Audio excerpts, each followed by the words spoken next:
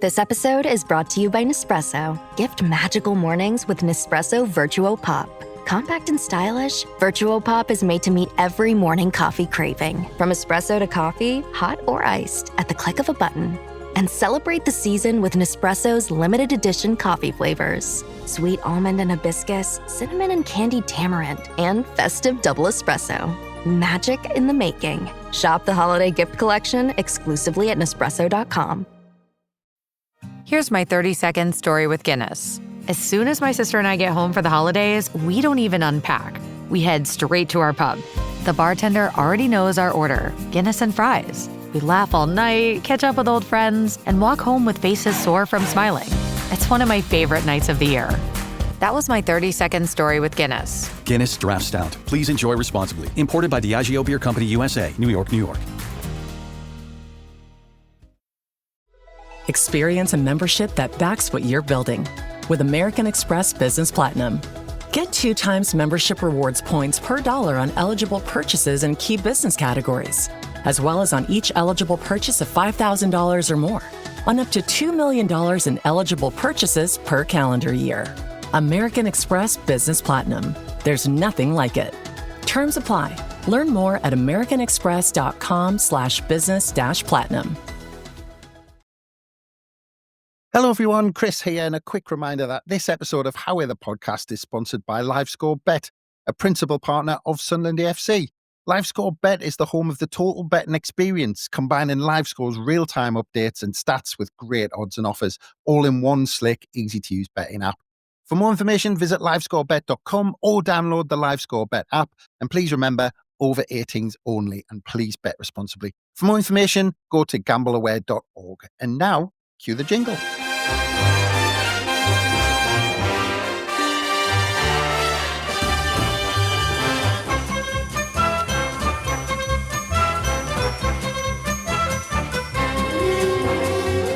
Hello everyone, I'm Chris Wynn and welcome to How Are the Podcast with our sponsors LiveScore Bet. And we are a third of the way through a trilogy that we've been looking forward to since the fixtures were announced in the summer. And as we still can't work out whether we were happy with the point that we picked up at Anfield or whether we're disappointed it wasn't all three, we go head first into the second instalment, which is an exciting trip to the Etihad.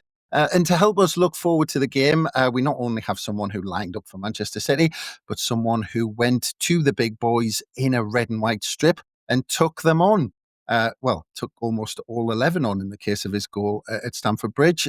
So with that, it can't be anyone else but the brilliant Nedum Onuoha. Welcome, Nedum. Hey, good to be on with you. Yeah, how's it going?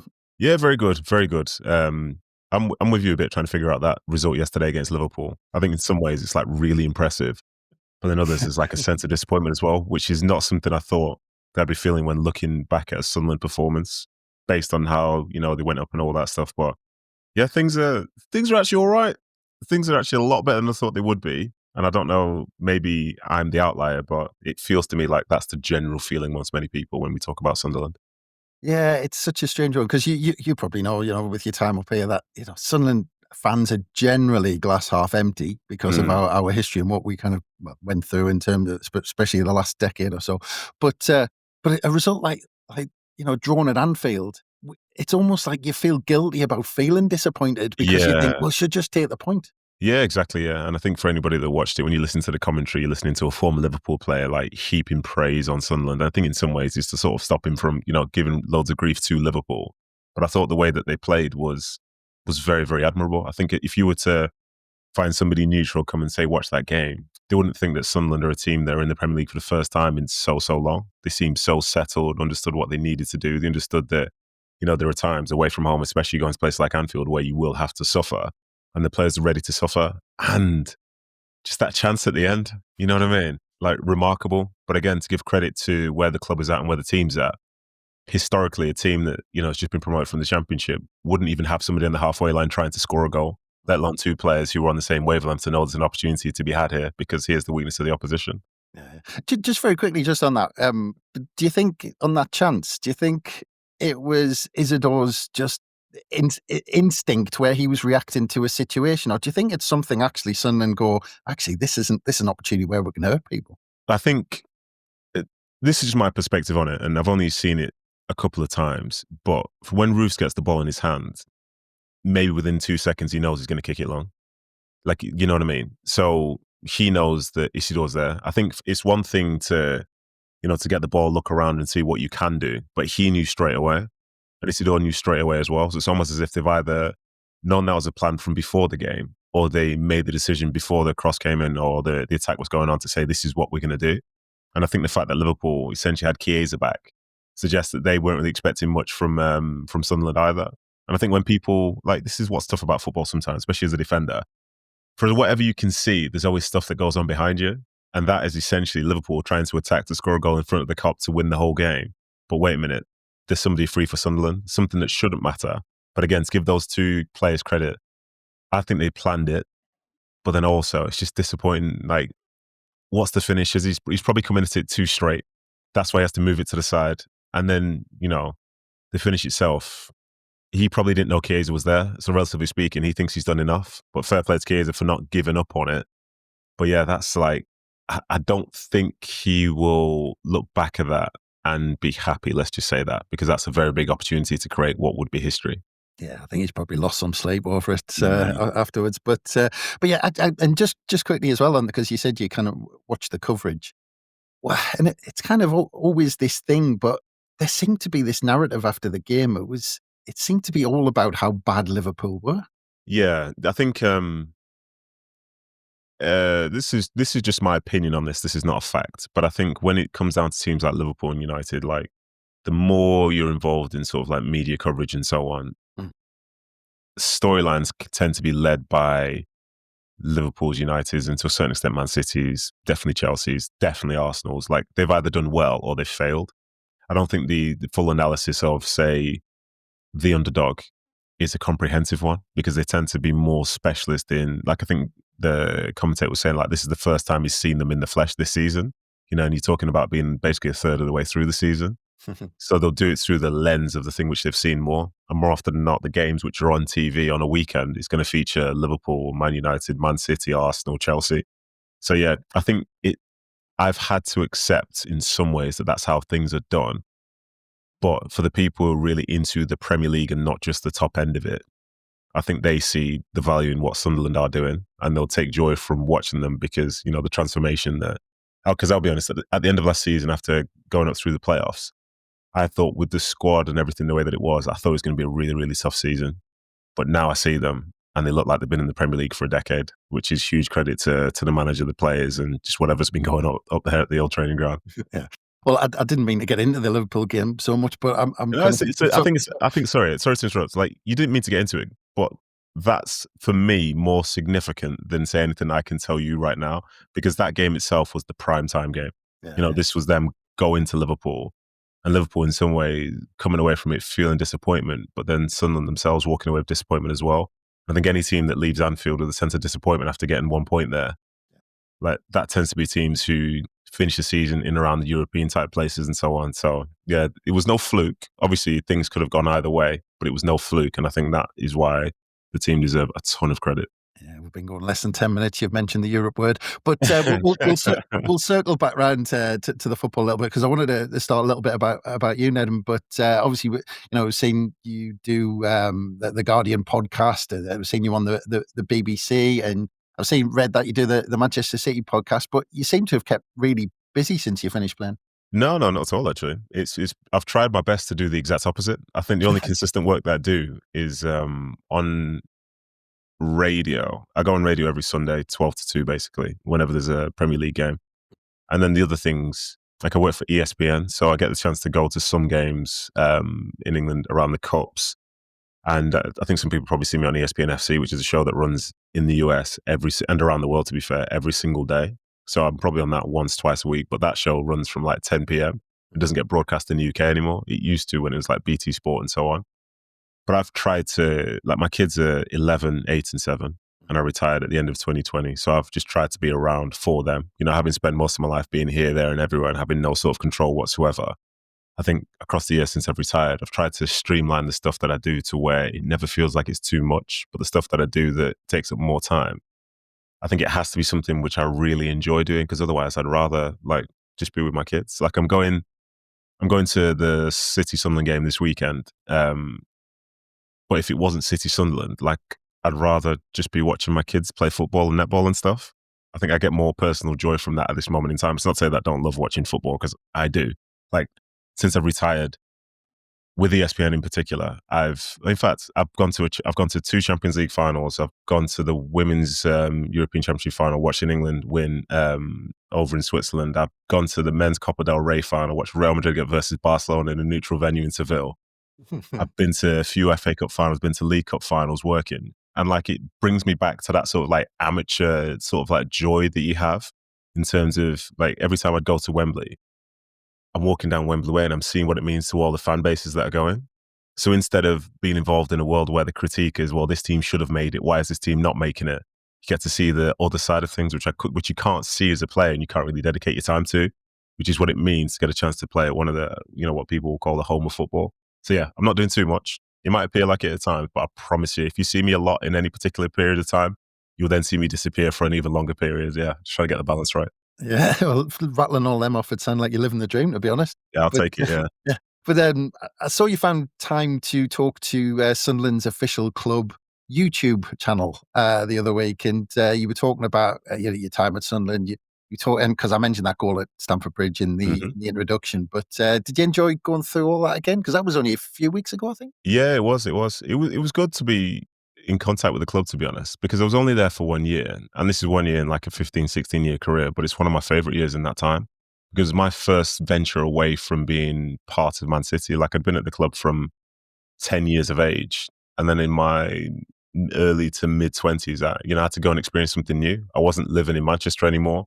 I was having people come to visit me, that were from Manchester and so on, and get a chance to play in front of like a new fan base with a different level of expectation, different feel for the club, different feel for a city and so on. And it was really, really good. I think I made some real good friends while I was there, whether it be staff, whether it be teammates, and we made some real good memories. Like the vast majority of the games ended up being like thoroughly enjoyable. I think obviously there's a game which I try not to talk about, but as outside of that, like I remember that game against Chelsea, and I didn't think at the time that it'd be a game that would still be getting spoken about 15 years on.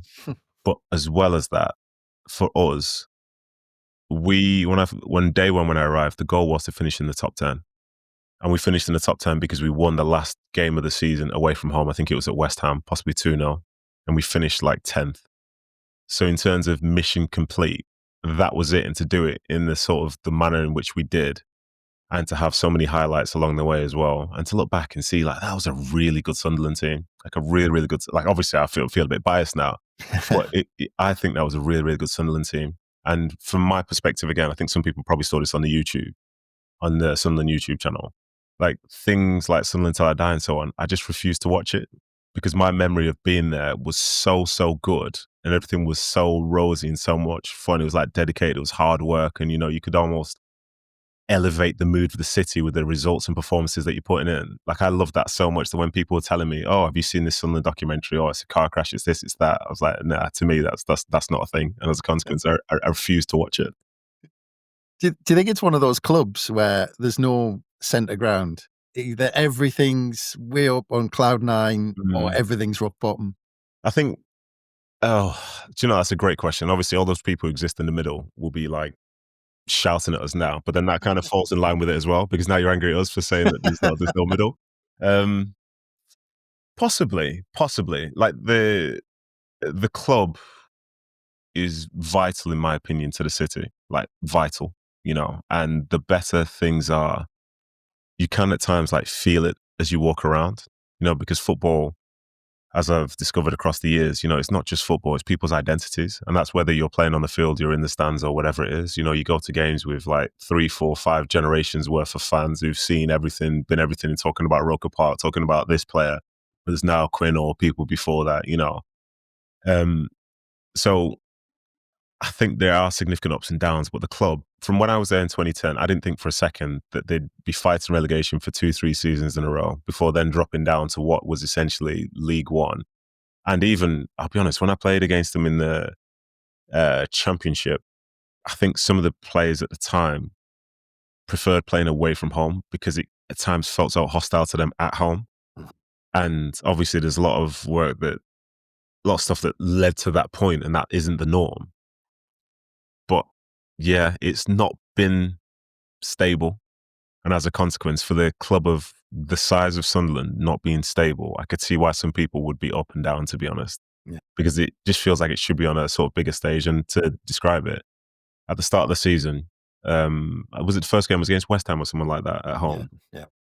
All of a sudden people are like, oh, the noise is incredible in here. I was like, yeah, obviously. It's like, it's one of the biggest stadiums and well-supported football clubs in the land. Like, this is what it is. And in some ways, that explains why there's a level of disappointment to when that same football club was struggling in League One and at times struggling in the Championship as well. Yeah. Well, actually, just going on that, I think your first day of the season that you made your debut against Birmingham City Stadium Light on a day where you were one of 6 players making their debut. If we had more time, I'd quiz you on the other 5. But this season, you mentioned that West Ham game, we had 8 players making their debut for Sunderland on the opening day of the season. I mean, it was only a couple more than you had on your debut, but how is that? When a whole bunch of new players get thrown together like that. I think the tricky thing from my standpoint was that I wasn't there for pre-season, so I hadn't necessarily even had a warm-up game with the team as such. I think I basically arrived the week that the game was going to be happening. But I think from the Sunderland perspective this season, the type of player, what's the best way to describe it now? New players can be quite tricky. You do need some level of continuity. You absolutely do. But then at times it depends on the nature of the player themselves. Because say if we were, for example, to look at, say, Granit Xhaka signing for Sunderland, I don't think it's going to take long for him to be able to adapt to Premier League football or playing football anywhere, especially given how good the coach is in terms of getting the players to understand what they want to do. Like if somebody was to watch that game yesterday, because I was watching, not just like casually, but watching with intent, every time, say, Roofs had the ball at his feet, you could see the way that the defenders was split. But then if you look at Granit Xhaka, his arms are always pointing. He's a coach on the field, and it's always like the right decision, whilst also giving himself as an option if somebody decides to do something else. And it's not just him, it's other players. And that level of understanding is so big and so good. And, they look like they've been playing together for a long time, even though ultimately it's been, 3 months, more or less. So it can be tricky, but as was the case then, as is the case now, like, you're getting a chance to play in the Premier League, which is one thing, but you're getting a chance to play for Sunderland in the Premier League. And I think personally, just my opinion now, there's a big difference between playing in the North East compared to anywhere else. Because within the cities themselves that the clubs represent, it does feel a bit different to other places. It's not like, say, in Manchester, you could support red, you could be blue, you could be Stockport, could be Rochdale, could be many different things. Realistically, when you're going up to Newcastle, you're going up to Sunderland, to a certain extent. Well, same with Middlesbrough, like, you'll feel the football in the city from the moment you arrive. And when you're coming up there, yes, you get a chance to play in the league, but you have to match the identity of the people within that space almost immediately. Otherwise, you won't be accepted. Whereas I think in other places, in other cities and so on, it's not necessarily the same as that. So from when you arrive, yes, it's different, but from day one what's going to be expected. And it's not necessarily, even like we all love really nice football, but it's beyond that, And for me, arriving in, I knew that straight away. Steve Bruce is very clear about that. Like one of my real close friends, Fraser Campbell, he was the one who helped me come along as well. And like he was telling me about it, and other people within the team were telling me about it as well. And from the moment you arrive, you see it, you see the people, you see what's required. And whether you're new or you've done it 1,000 times before, you're going to step on the field with the same level of intent and hopefully try and get the job done. Yeah. Well, just like that year where you made your debut with 5 other players, I mean, the quality of recruitment is so important, not just in terms of how good they are on the pitch, but off the pitch and what character. And, you've already kind of touched on it, that Sunderland were way behind Leeds and Burnley in the table last season. And then we had to rely on 2 late goals to take us up through the playoffs. But do you think Sunderland really surprised a lot of people with the level of player that we ended up bringing to the club? 100%. I think Sunderland spent, was it like 150 million or something this window? And don't get me wrong, it's for a lot of players, so the average price of a player is probably down a little bit. But this is the same window where I think Aston Villa spent like 20, 30 million. I think Fulham spent like 20, 30 million. So being able to put that sort of money towards it, but then bring in the players that you do, I think that's the thing that in some ways is quite impressive. But again, the right players. They've got the talent, but they sort of fit what the manager wants, not just on the field, but off the field. You know, it doesn't feel like at the moment there are any like outliers, or at least that I've seen anyway. And I think when it really sort of like stuck out to me, in fact, in two ways. There was a point where I was doing some work for BBC, and like Mukiele was talking, and he was talking about how he was ready to come to the Premier League. But he's 28. You know, that's very much against what most people would see in terms of a player coming to the Premier League now. It would be somebody that's maybe like 18 to like 22, 23, and he's going to potentially have resale value. But instead, you've got a player who can obviously get better still, but is approaching the best playing years of his life, and for what sort of price? You know, he's very much available for that. And again, the other side, Brian Brobby's coming off the bench. He's a Dutch international. Yeah. I mean, I didn't see that ever being a thing. But then also, you can understand it based on how other people are playing at any particular moment. So, yeah, things have certainly changed, and they have surprised a lot of people.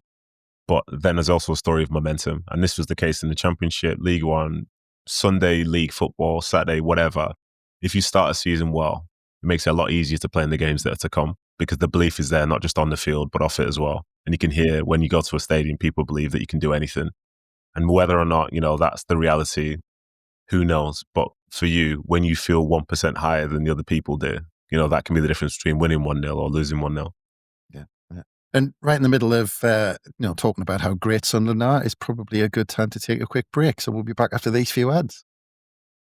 Walmart Business is in the business of saving you time, money, and hassle. Whether your business started in a garage or is a garage, Walmart Business has the tools to help you get where you're going. Tools like free shipping, multi-user accounts, and just about any item your company needs. Even a double filtration cyclone dust collector. Yep, even that. Sweet. Walmart Business. It's the Walmart you love. Now for your business. Learn more at business.walmart.com. Terms apply. This episode is brought to you by Indeed. You're ready to move your business forward, but first, you need to find the right team. Start your search with Indeed-sponsored jobs. It can help you reach qualified candidates fast, ensuring your listing is the first one they see. According to Indeed data, sponsored jobs are 90% more likely to report a hire than non-sponsored jobs. See the results for yourself. Get a $75 sponsored job credit at Indeed.com/podcast. Terms and conditions apply. Good morning, Crust. It's a great day to be a bread brother. Ugh, mornings are not my jam. Or jelly. Oh, come on. Stop loafing around. I just woke up feeling hollow inside. Just grab one of the new Morning Uncrustables sandwiches, like Bright Eyed Berry or Up and Apple, filled with 12 grams of protein and tons of deliciousness. Crust, what are you eating? It's just granola, not even yogurt. No crust, no fuss. Uncrust your mornings.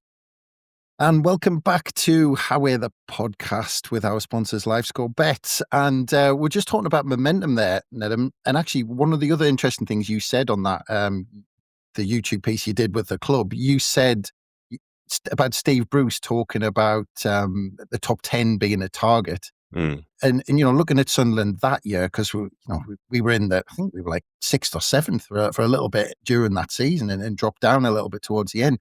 But, based on your time at the club, can you feel how it could be at Sunderland when you get some momentum like we have and like we had then that goes in the right direction? Yeah, absolutely. Absolutely, I can.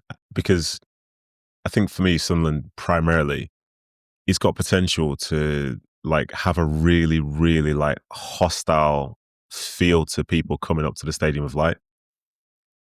Because it's a lot of people, you know what I mean? Like obviously 10,000 people screaming somewhere at like Bournemouth and stuff is still significant, but we're talking about like 50,000 people basically for everything. And within that everything as well, it's not just cheering for like nice football. Here is a 50-50. Like I saw this myself. Yeah. I'm going to name someone specifically here, but they're obviously a far better player than that. In fact, I'll name two people.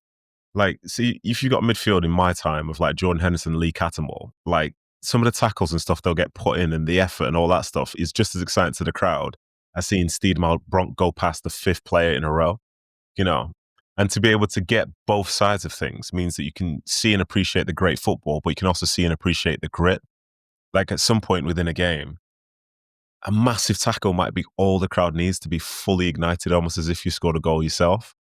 So I think with momentum, home games start to become very, very exciting for you as a home player and quite daunting for the opposition as well.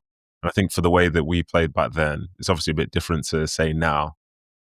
Watching Sunderland play yesterday, sorry if I'm dating this, but watching Sunderland play yesterday at Anfield, they were incredibly well organised. They were applying pressure high up the field whenever they could and wherever they needed to. And there was no sort of like take a back step approach and let the other team take control. And that to me is like the sign of a team who believes in themselves. So yeah, the momentum when it comes, in terms of general play, they have a style of play that travels, but they've got a home crowd and a home base, which, people are realizing can be really, really significant in terms of, pushing on to try and be successful this season and beyond. Yeah. Well, just one other thing that I found interesting that you talked about with the Sunderland YouTube channel. You said that Steve Bruce said something strange when you went down to Chelsea, that he said, because Sunderland built up a bit of momentum at the beginning of the season, but there was a lot of pundits, a lot of analysts who were going, yeah, but the XG's this and all the bubble's going to burst at some point. But it's funny because Steve Bruce said to you, or from what you said, that if you do something in London, people are going to actually turn around and go, oh, actually, we've got to take these guys seriously. But history kind of repeated itself when Sunderland went to Chelsea this season. Exactly. Listen, I know there are clubs in London to where you don't necessarily get the same coverage, but then you've also got the likes of Arsenal, you've got Chelsea, you've got Spurs and so on, who are more of like the needle movers as such. I remember at the time when he said it, I don't know. Yeah, sure, Steve. Yeah, sure. Whatever you say. But again, we're still talking about that game 15 years on. And I think the game this year as well could potentially be spoken about in 15 years' time as well. Because like this Chelsea side, they've got potential, to win something this year or to win something else this year and so on. So yeah, it's a real thing. And looking back, like things have obviously changed a little bit. And this was before Gareth Southgate was manager. But like most of the England managers would either be at Old Trafford, at Anfield, or like every stadium in and around London. There's something about games happening there and the nature of like the ones that will be put on TV and how people perceive that level of success. And when you're coming from the Northeast, it's a long way down there and nobody expects you to do anything. So then when you do, it's like, well, okay, this isn't something that we anticipated. There is just in the country wise, there's obviously like a subtle, well, sometimes not so subtle, like Southern bias in itself anyway. You speak to Sunderland fans here. Yeah, exactly. Another score. Exactly. Essentially going beyond football. But yeah, he said it. And that's a manager, who coached over 1,000 times. So looking back, him saying it was a very, very valid thing. And in some ways, he could see the future, couldn't he? Because that result there, like, it's not just that result there is not just spoken about by Sunderland fans. Like that, every November 15th, Premier League is tweeting about it, and we all get a chance to remember one of the biggest potential like upsets that the Premier League, had seen. Because that, the context for those who don't remember, middle of November. These were the reigning champions in Chelsea who had not conceded a goal at home throughout the season to that point. And then here come the boys from the Northeast. What a day. Yeah, I was on my honeymoon in the Caribbean on an American cruise line, and they couldn't understand why I was jumping up and down going absolutely in the bar. But let's move on to Manchester City. Like I said earlier, I was reading that you obviously did the podcast, but I was reading that you also do some work for the official foundation of Manchester City and community ambassador as well. So you keep involved with the club. Yeah, I do. Yeah, so I joined the club from when I was 10 years old, and in the mid to late 90s, like I was a ball boy. I saw that at Main Road. I saw the club's history, and I remember when I was a ball boy as well, I was lucky enough to be able to go to the club shop and see some of like the older programs from like the 80s and so on. So getting a chance to sort of learn about the club that I support, and it forms your identity. And being from Manchester as well, I am a Blue, very much not a Red whatsoever in any way, no way, shape, nor form. So yeah, to be part of that and then to be able to play for the club, like I never thought I'd leave the club. People say there'll be interest from this club and that club, but I was like, well, this is the only place for me. And at times it makes sense in the moment, but on reflection, you realize that most players don't get a chance to just play for one club throughout their career. So you understand how like a career takes you where it takes you, and you go wherever you can do what you love doing, which is playing football. But yeah, since I left City in 2012, and I think it's fair to say, in fact, one of the strangest moments I had was when I was at Sunderland 2010 to 11, was being in my house in Seaham at the time. And I was watching City win the FA Cup. or rather, it's watching them say beat United in the semi-final. I was like, this is weird because I feel like that's my club, but then this is my club. That's a weird situation. But yeah, it's fair to say from 2011 to 2012 and beyond, they did quite well, and they've been doing quite well. So when I retired in 2020, I didn't know if there was still going to be that level of connection there, but they invited me back in so many different ways, whether it's to do media with them, to be like an ambassador for them, because I think they very much appreciate the club's history. And say, to name somebody that probably most people know, for a lot of City fans, like especially the ones my age and beyond, like Paul Dickov is just as important as Erling Haaland. Yeah. And I think that's the case for most clubs. You know, there's something about the history of a club that draws you in, and then the present is something that you can almost enjoy more so because of the history that brought you to this point. So yeah, to be able to do some of the media work, but then the biggest one for me was being asked to be a trustee for the club's charity City in the Community. Because from when I was at Sunderland with the foundation there, QPR with the QPR Trust as well, City in the Community, our community work was always a big deal for me. And to be asked to be a trustee, to almost be one of the, I'm so much younger on that board, and I've got different experiences to other people, and I think it all works together because we all have something in common, which we all love the club and so on, but we love the city.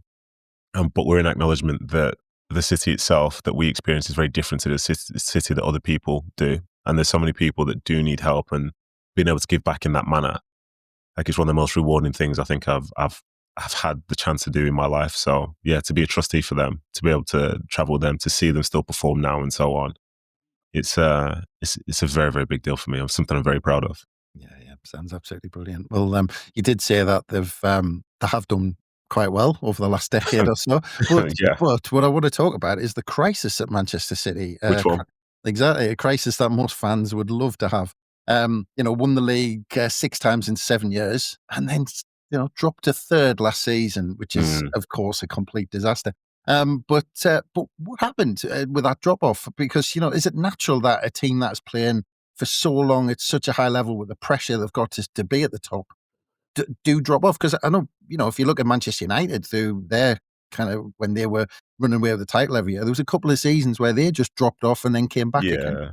Yeah, I think there obviously within those years there were times where Liverpool won the league and so on. I think Liverpool, was it Chelsea? But yeah, definitely Liverpool. And City was still going, relatively speaking, toe to toe with them. But last year's performance is very much trying to think of the best way to describe it. Like, when you watch your team, and this goes out to everyone, not just Sunderland fans or whatever, when you watch your team on a week-to-week basis, you get a chance to see who's doing well, who's not doing well, who's fit, who's not fit, who's on the bench, who's not on the bench, and trying to learn and figure out why such things are happening. And you've got a better idea of it than, say, some people who casually dip in and out and see results.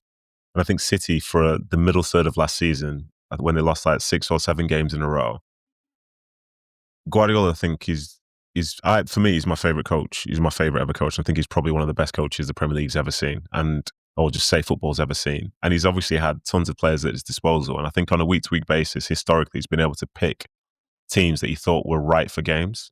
But in the middle third of that season, because of who was unavailable, at times it'd be so many defenders, it'd be midfielders, it was wingers, like probably 6 or 7 players for City last year, in terms of availability, had their worst seasons in their careers. And they had no sort of momentum at all. And teams, like, football for me is zero-sum, yeah.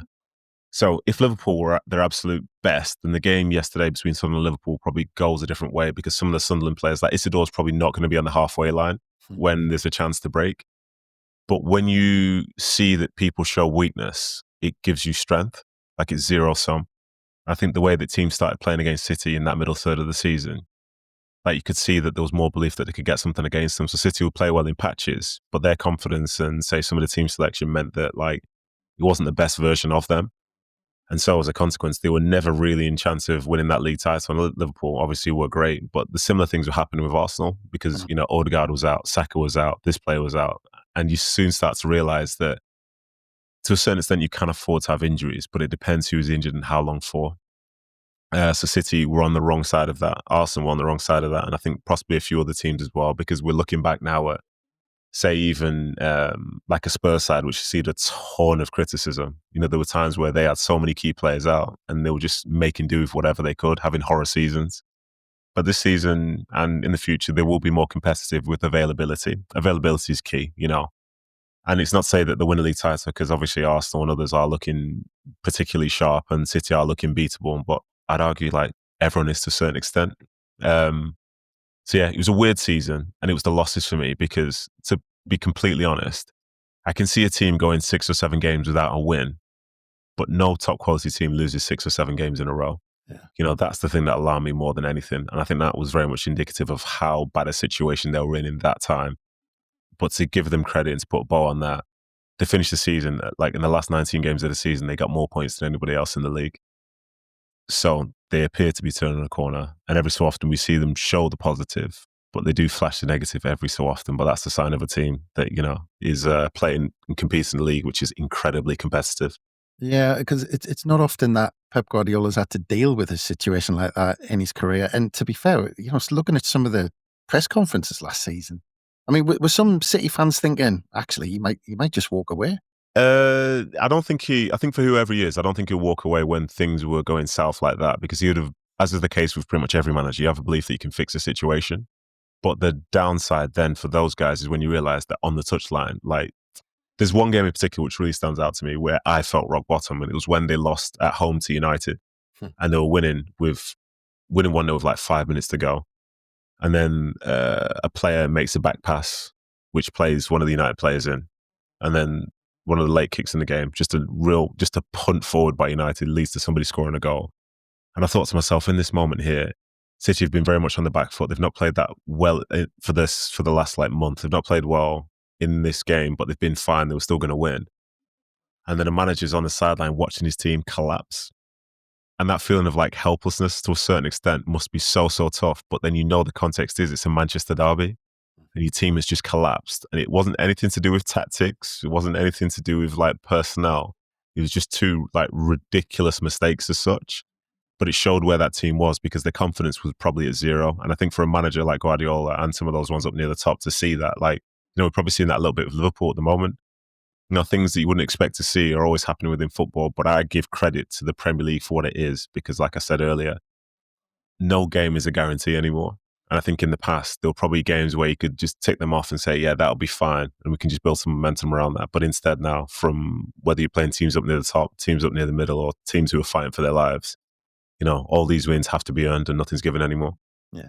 Do you think Guardiola knew what he needed to sort it all out? Because just take an example. I look at the goalkeeper situation. 30 million on James Trafford, bringing him back to City from Burnley, but then suddenly Donnarumma becomes available for 25, and they think, oh well, he's a better player, we'll go for him. I mean, is that a sign of poor planning, or does it show that that they're just willing to go out and get someone if they're available? I think it's a good question. I wouldn't necessarily say it's poor planning, because I think Trafford would have been on the radar for a while. I think the vast majority of City signings under Guardiola have proved to be like exceptional. Whether that's like a De Bruyne, who when he first came to England was being told that he was going to be a flop, and it was £60 million wasted on such an inconsequential player.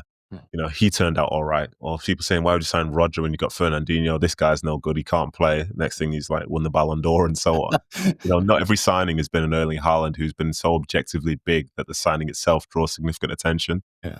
So I wouldn't necessarily drift down that route as such. But with Donnarumma, I was surprised that they brought him, especially when the talk was that he's being moved on from PSG for several reasons, but one being that like the manager, Enrique, didn't think that he's great with his feet. That kind of felt against what City were going for. But again, he became available, and he's one of the best players in that position in world football. And I think he's like 26, 27 somehow. He feels like he's like mid-30s. I couldn't believe that. Yeah, so it is what it is. It's disappointing in some ways how, say, Edison had to go, because I think he is just as responsible for that success that City had across those 7 or 8 years as anybody else. But this is unfortunately the nature of football, the business of football. And, sometimes you got to move on. And sorry to mention this again. So Guardiola's now managed 1,000 games. And I think most City fans will say, if you really look back at it, each season's been different. And I think it's needed to be, because the Premier League is a constantly evolving league. And the standard, in my opinion, is getting higher and higher and higher. And sometimes we don't notice that because everyone else is improving at the same rate around you. But it's very, very difficult to get points around the league now, because teams are tactically, physically, and technically ready go and cause you as many problems as possible. So, yeah, it is what it is, I guess. Well, just looking at the season, they only won 2 of the first 5. I don't know if alarm bells were ringing at that point, but 7 wins and 2 defeats later. 5 points behind league leaders Arsenal. I'm assuming Guardiola's going to be happy with that position going into the busy Christmas period. Yeah, possibly. I think he knows that it's not been perfect. And I think the last 2 games, from being 5-1 up to scraping a 5-4 win against Fulham, and then against Leeds, I think they were 2-0 up at half time. And then the second half against Leeds was probably one of the worst that I've seen from them in a long time. Leeds, well, let me spin it the other way. I thought Leeds were brilliant and very much deserving of getting something from the game. And I think that would be a concern, especially to be playing at home and not being able to manage that. But he said something at some point in an interview in the past, and like, it got skimmed over because media is so reactionary at times and they don't really want to pay attention to things that don't necessarily fit a narrative. Not naming everywhere, but some significant places and some significant people do think like that. But he said one of the best bits of advice he ever got was when he first came to the Premier League. It was Sir Alex Ferguson that said, like, the start of the season is important, but realistically, the most important part is to see where you are around Christmas time, because that's when the work really starts. So for them to be in second now, in some ways, yes, he might be disappointed, but he knows that, like, teams like themselves who go on to win league titles, this is when they start to round the corner, turn the screw, and find themselves in position to be jostling for titles and trophies come the end of the season. Because, yeah, it's great that you started well, but realistically, what does that mean? Like, look back to last year, for example, with, say, Nottingham Forest. They were, around this time, there was talk like, oh, maybe they'll be in a title race. Same for, like, Chelsea. Then their last game of the season, Chelsea and Forest are playing against each other to see who's going to be in the Champions League. You know what I mean? Like, nothing's guaranteed, but Pep understands how long a season can be, and he knows about finding form at the right time. Would I bet against them to go on a great run? Probably not. Will it be a bit harder than other years? Perhaps it will. But yeah, he won't be too flustered at all, because as long as he's within striking distance, you know, what is there to essentially, like, Arsenal could be top now and win every game between now and the end of the season. They could, but it's unlikely because other commitments and stuff come in. So he'll get it. He's happy. He'll be happy the team's roughly in the position they need to be and be ready to go to war in the second half of the season. And it's a really important season because finishes with the World Cup, so people will be desperate to play well. Yeah, I was looking at a couple aspects of it, and I wanted to mention goals and the amount of them. You know, City have scored 3 or more in 4 out of the last 5 Premier League games. They've scored 5 more than Arsenal. You know, just looking at it on paper, I mean, I know that they seem to be conceding a lot and taking it to the wire, but seem to have got a bit of swagger back. Yeah, they have in terms of some of the goals that they're scoring, but it's a shame in some ways because up until, I think, the last 2 games, possibly 3, they had the second best defensive record by goals conceded in the division. And now that's completely gone in the bin. Yeah. But then they've also now become the top scorers in the division. So it's like, which way do you want it? Because going back again a month, the talk was, well, if Haaland doesn't score, City can't do anything. So now you've got other players scoring and Haaland not being as prolific, but they're still finding ways to win games of football, but they're also conceding a ton. And it's what builds a certain sense of anxiety amongst, like, general City fans, because you don't know if a game is done. And I think the trauma of last year, to where they were blowing some, like, really big leads, I think it still exists now. Like, it's great that they can score, but a position you like to be in some ways is, like, as an Arsenal fan, or say if you do support Arsenal, or say you watch football, 1-0 to the Arsenal is very much a thing that exists now. And we've seen that even more recently since then, of, like, a Chelsea side that would do the same thing. I think Chelsea did it so when I was at Sunderland in 2010. They took the lead, I think, at the Stadium of Light. And at that point, we might as well all just have gone home. There's nothing else to see here. This game has been wrapped up. And yeah, in some ways, you don't score 3, 4, 5 goals a game, but it kind of feels like it, because for the opposition, you just feel like they've got a stranglehold on you, and there's just, you know, you're just there waiting for the referee to blow the final whistle. Yeah, if it's a game I'm thinking about, I think John Terry was unbelievable that night. Yeah, ruthless. Yeah. Some of these teams, like, they're ruthless. Like, if you would have seen the best version of Liverpool, best version of, like, if you see the best version of City this weekend, like, it can feel really close and really far at the same time. Yeah. Because ultimately you'll think you're in control, but when the game's all said and done, you'll like, every player basically finishes the game, they sit down in the dressing room afterwards, you're just thinking about the game. Yeah. Then all of a sudden you realise, flipping heck, did a lot of cardio today. That's about it. Well, I mean, you mentioned the Leeds game, the Fulham game, obviously, you know, 5-4. I mean, if the City scouts are at the at Anfield, which I guess they had one or two there watching Sunderland. I mean, are they going to set up a little bit differently? Because that was surely the blueprint how we'll go to the Etihad. We're not going to suddenly change the way we play from Anfield to Manchester City, are we? Yeah, I think that was interesting because in some ways, like I was a scout yesterday from a City perspective, watching how it was being done, and I was impressed in terms of how Sunderland were prepared to apply the pressure. And there are times where, say, Xhaka would follow like McAllister all the way into essentially like a back line to apply the pressure. But he can do that because they're so well organised around it.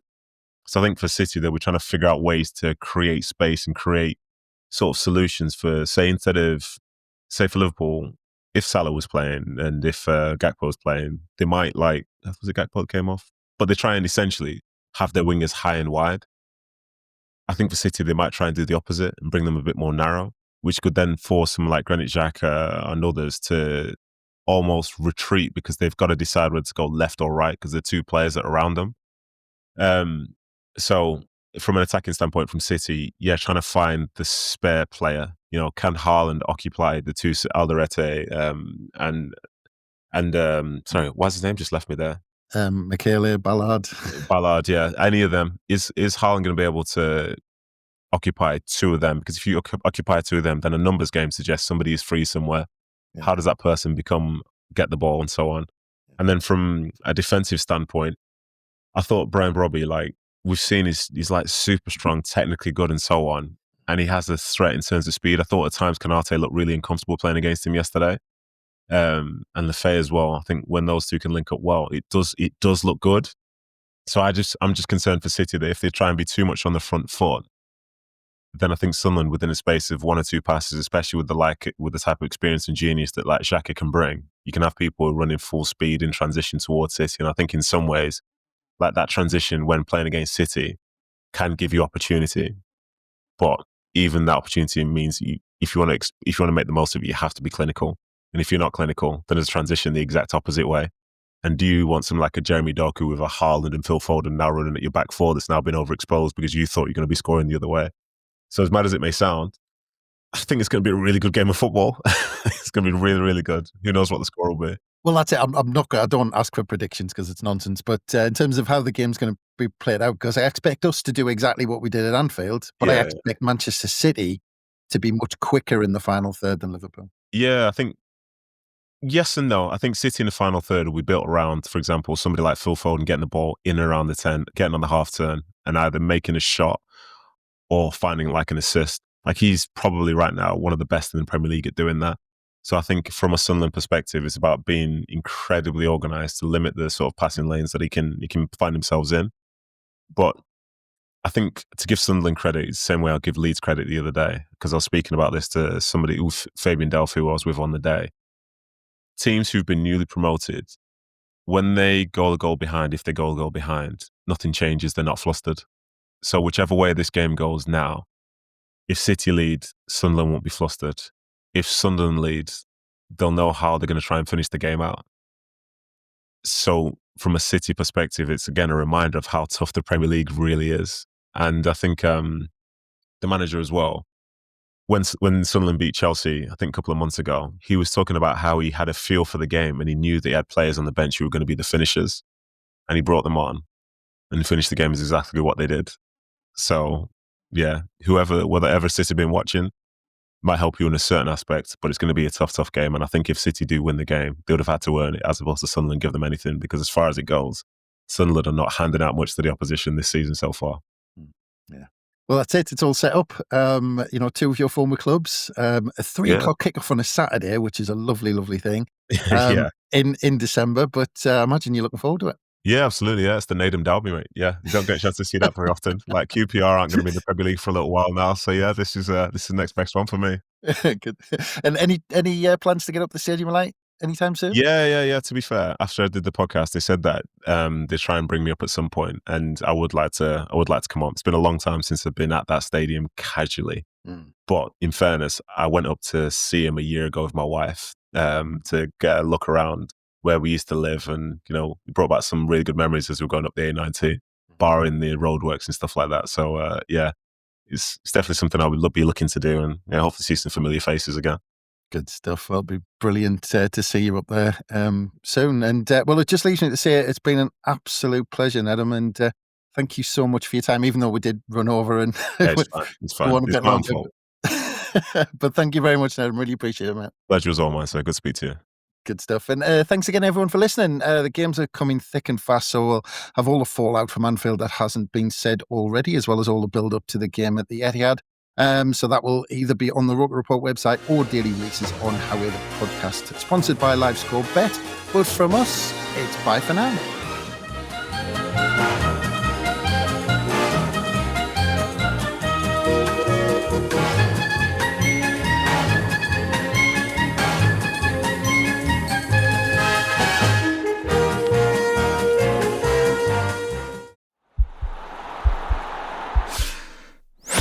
This podcast is part of the Sports Social Podcast Network.